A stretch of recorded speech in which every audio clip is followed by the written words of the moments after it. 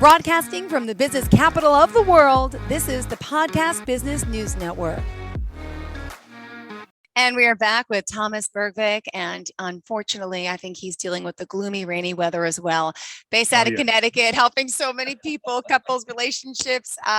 He's here to help not only me, but you, and he's been doing it for months.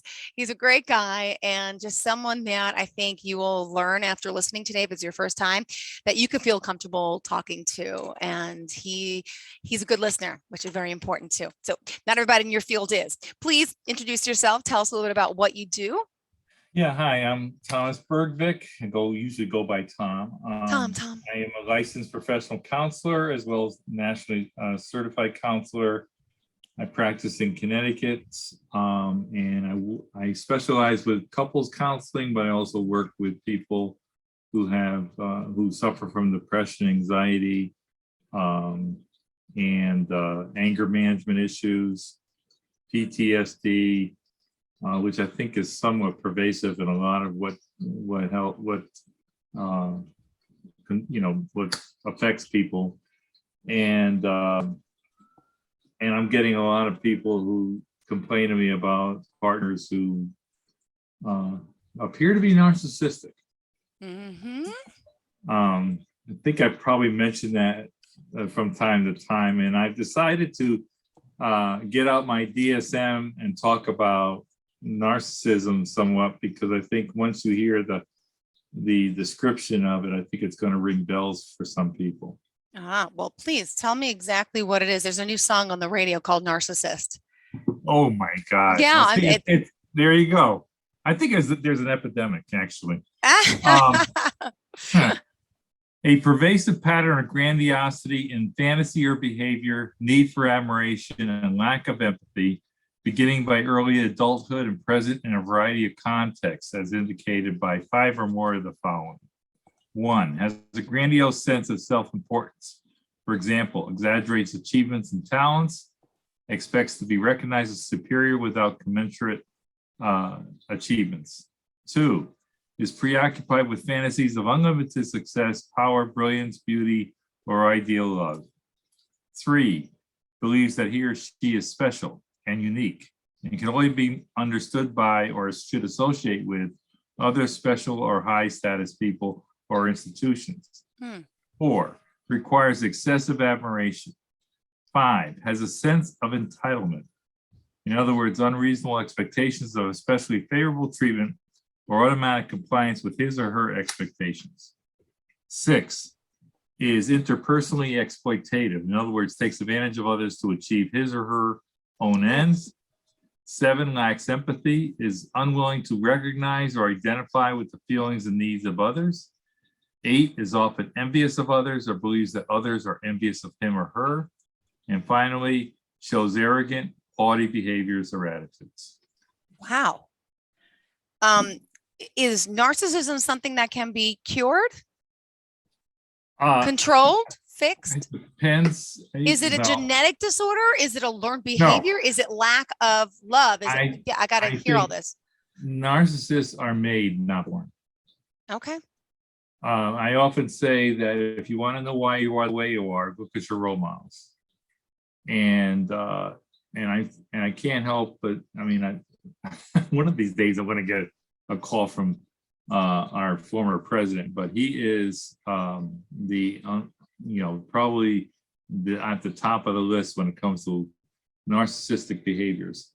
In fact, at least one psychiatrist, if not more, has considered his having not only narcissistic personality disorder, but also malignant narcissistic personality disorder, which means that he cannot be cured. Wow. And his behavior is getting worse, not better, which it's not just me saying this, although I did say it many times to people around me. I consider him probably a present danger to this country.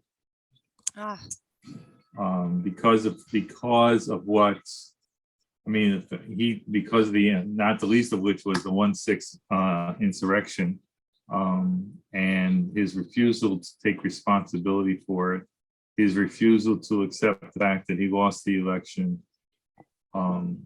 He is definitely a present and significant danger.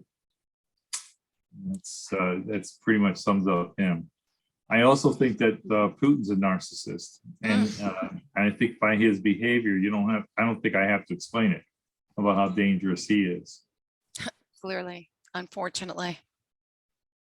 And we have a history of dictators being, basically being narcissistic and showing how dangerous they can be. And Hitler in particular said that, I think, or one of his henchmen said that if you tell a lie often enough, it becomes the truth. And we're seeing it in the present day. Yeah. So they were made that way. It's learned they were behavior. made by the way they were brought up. Family, friends. Mary Trump, who's a cousin of. Oh gosh, yes. I didn't read her book. A book on him. I never read that. And I think if there's any question about it, just read her book. She knows him better than anybody. And I believe she said that it was, the family basically made him into what he is today, based on how they conducted themselves as a family. It's amazing that it's kind of interesting to see how many people in the family have actually become narcissists as a result. So, and to get it down to the level of the people that are listening to this program, a lot of people in their relationships have been affected by partners who are narcissistic. People are affected by things like gaslighting.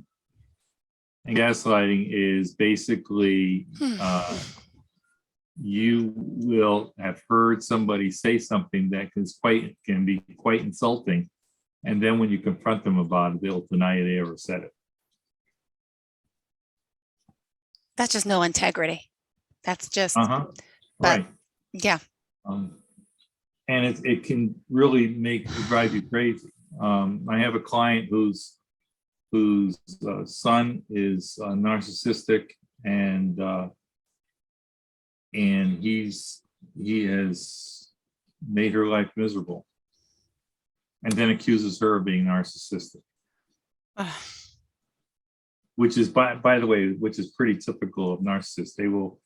They will project a lot of the weaknesses that they have in their personality onto others. It's a way of sort of like drawing attention away from themselves and pointing fingers at others. Well, we can't change someone's upbringing, right? No. Can't. They also have to be willing to be changed. Right. And I'm assuming of many narcissists, it's very hard. But I know you told me about people you've worked with, but it is a hard thing to change, right? But it possible. Well, part of it is recognizing it, but it's also the biggest challenge, because a lot of people obviously do not want to accept. If somebody says you're a narcissist, the first thing they're going to say is, "No, you're a narcissist." Yeah. Just as a defensive response. But if the thing is, you got to look at your behavior and how you respond to people. And if you are somebody who's not willing, first of all, lack of empathy is a big one. It's all about them. They draw attention to themselves, but they don't know how to be empathetic towards somebody else. They don't know how to look at things from somebody else's perspective. Yeah. And that's a big red flag right there. So it's amazing. It wasn't. I'll be honest with you. It wasn't something I really thought about much until Trump came on board. Yeah. And then I started seeing it everywhere.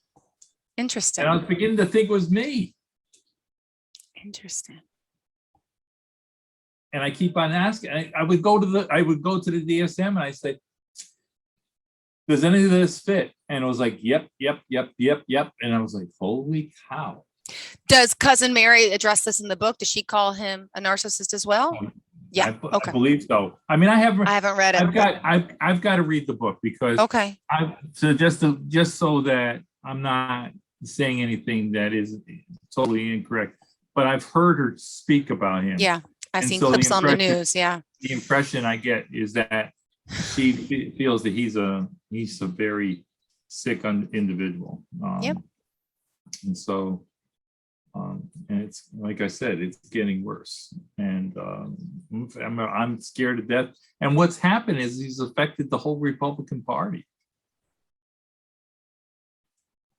and we need two healthy parties in this country. I do not want to be in the position, and not that I would ever be, but I think you understand. I don't want to be right all the time. I need somebody to be a counterbalance. Mm-hmm. And it's like, I need to, so that we, whatever policies or laws that are passed are done in the best way possible, that has the most balance in it. And there's a lot of people that have dropped out of the Republican Party because they feel like it's been taken over by the crazy right wing, QAnon, Proud Boys, you name them. And it's like the Boogaloo Boys. I mean, oh my God. I mean, it's scary. It really is scary. And now they're running for office.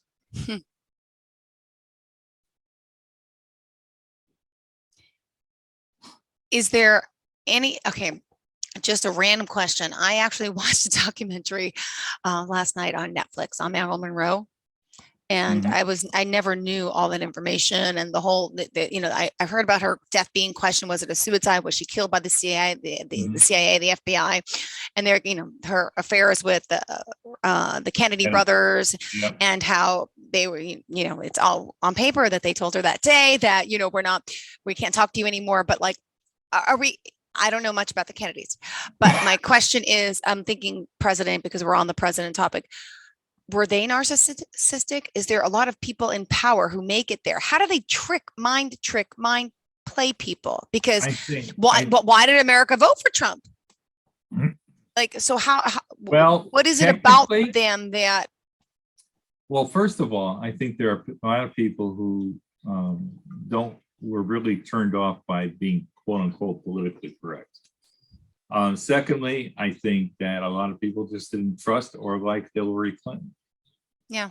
So is the lesser of two evils in a sense? Yeah, believe it or not.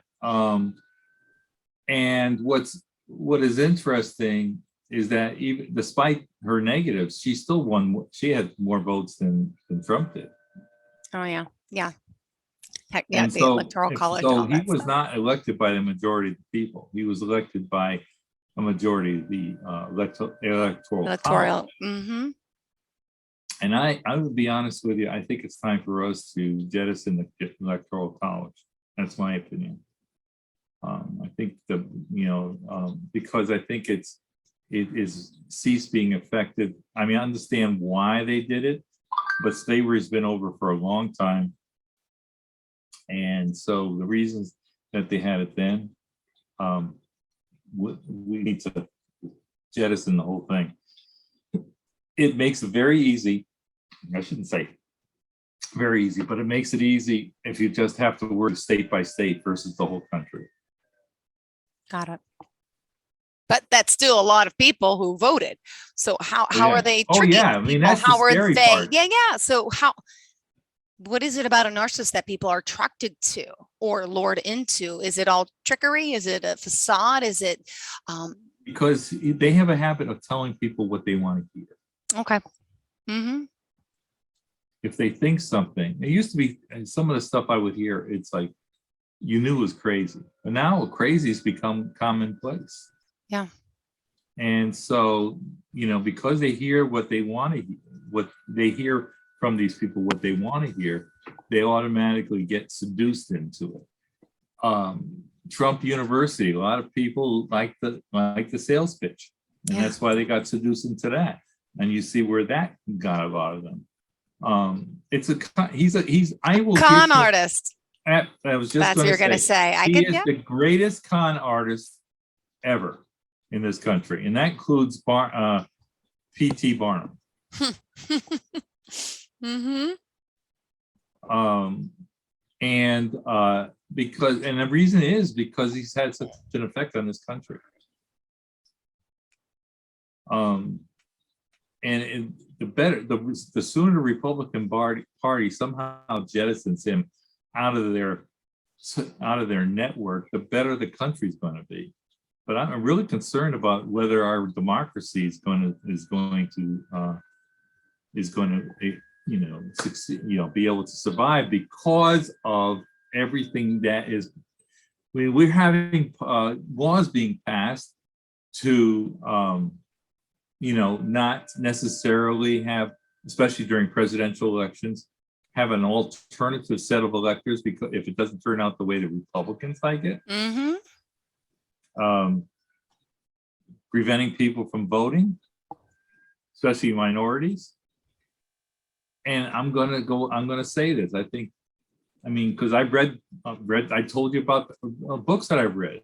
I really think that a lot of white people that are in a power position are scared to death of losing power in this country, and they're doing everything possible to keep that from happening because of the population changes in this country. Wow.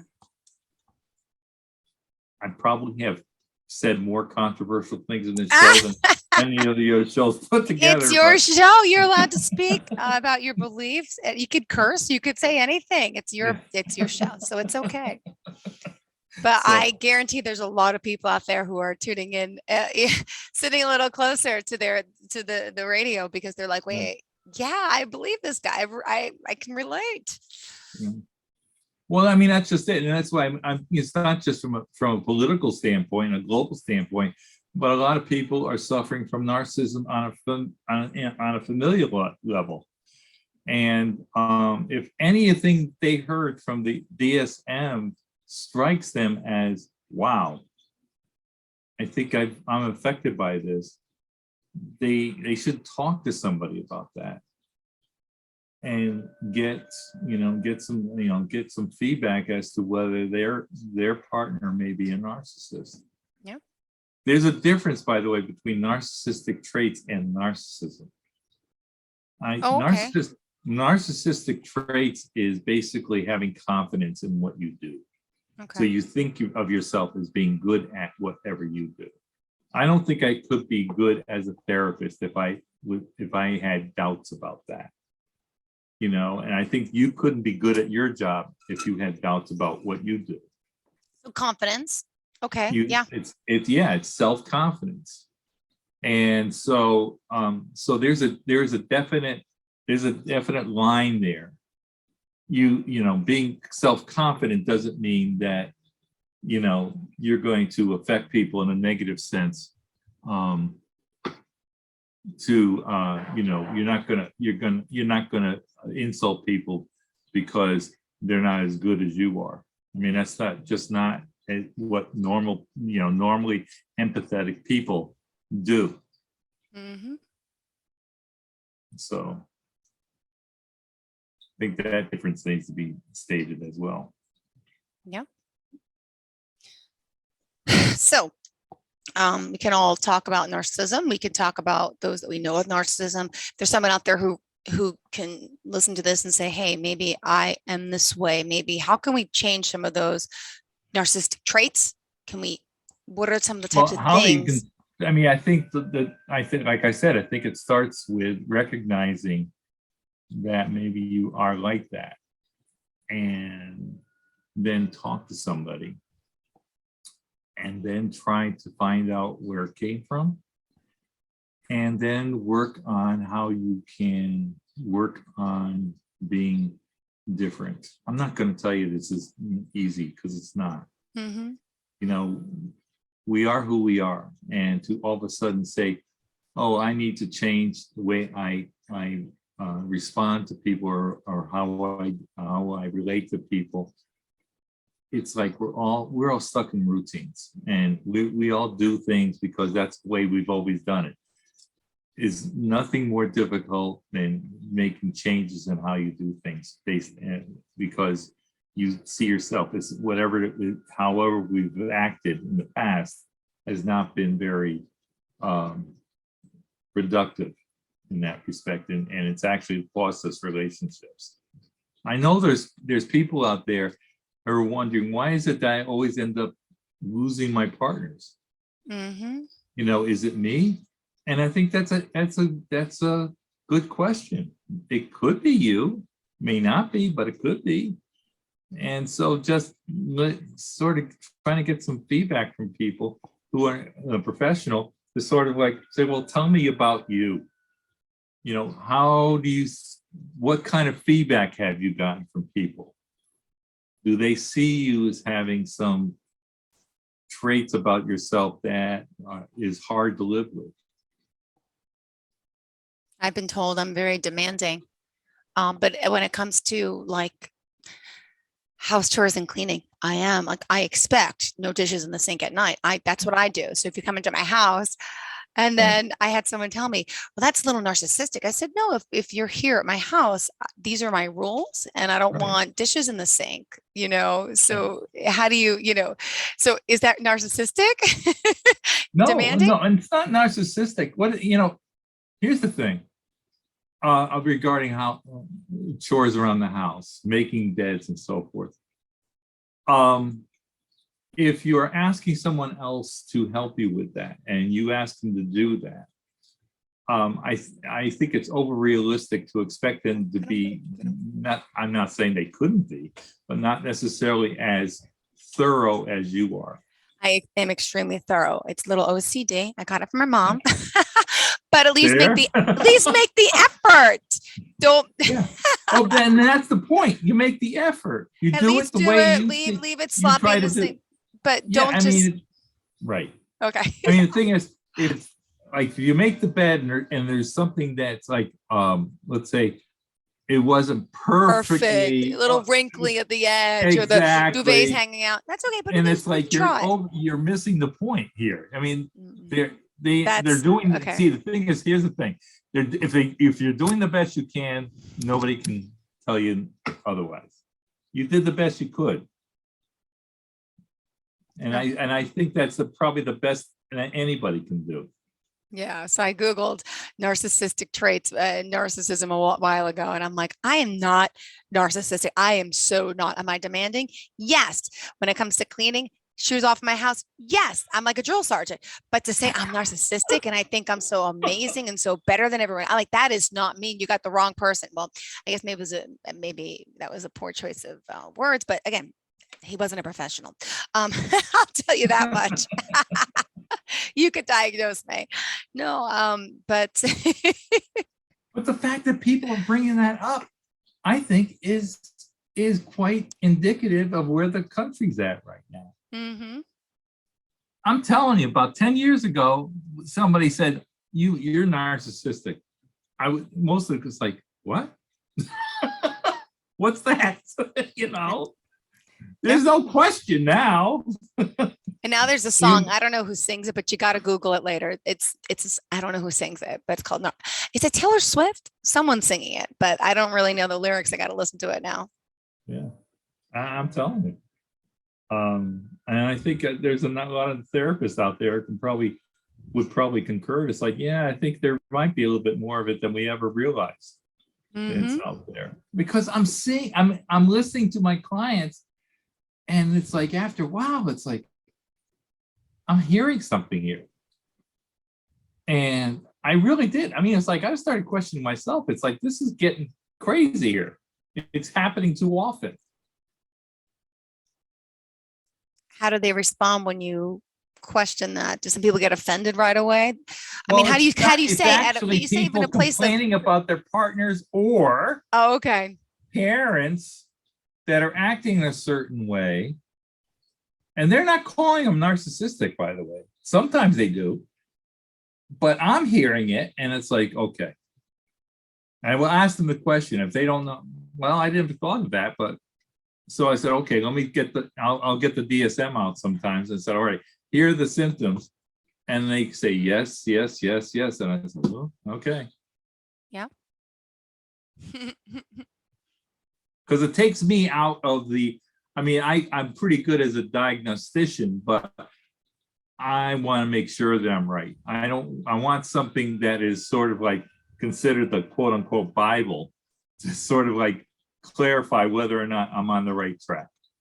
Got it. And there you go. So what do you have planned for the weekend? Any office hours on the weekend, or Mother's Day. Yes. It's Happy Mother's Day. Thank you. Thank you. Happy Mother's Day to your wife. This is a big weekend.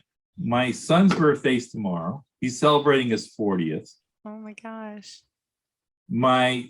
His wife, her birthday is May 11th. So she's celebrating her 40th on Wednesday. Wow. So you got Mother's Day and 2 40th birthdays happen within a period of a few days of each other.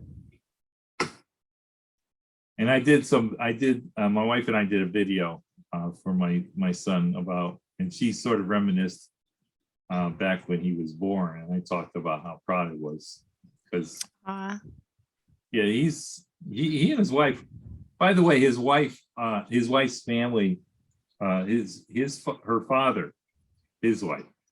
Yeah. Her father used to work for Dale Bumpers, the governor of Arkansas. Okay. And they were invited to a wedding where I think the Clintons were at.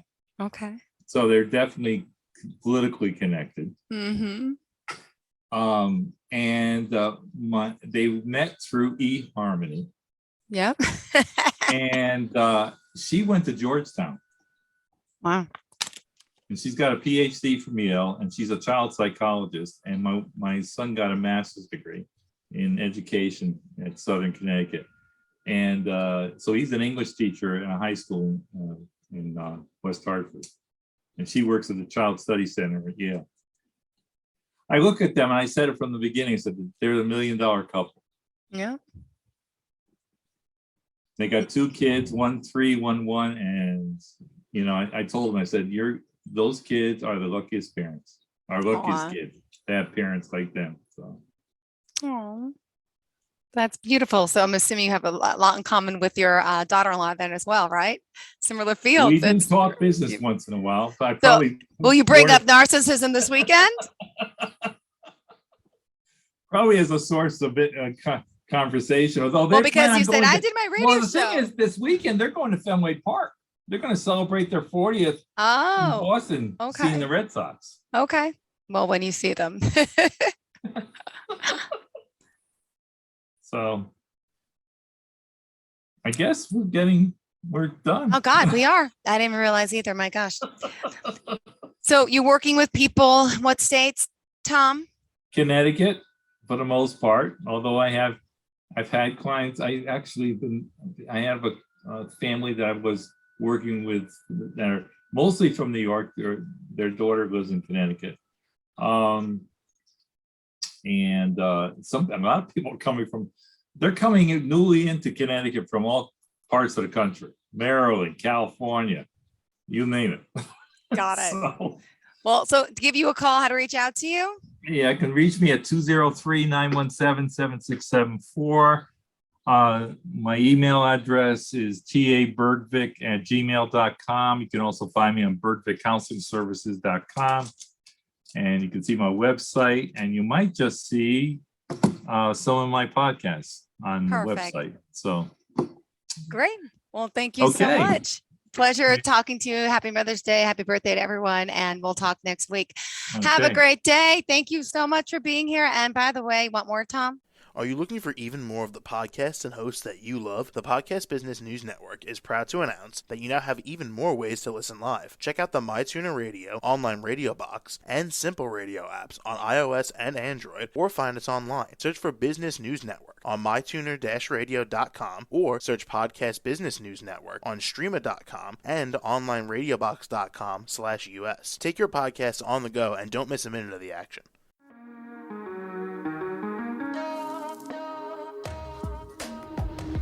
Broadcasting from the business capital of the world, this is the Podcast Business News Network. For nearly 2,000 severely injured veterans, everyday life has become filled with barriers.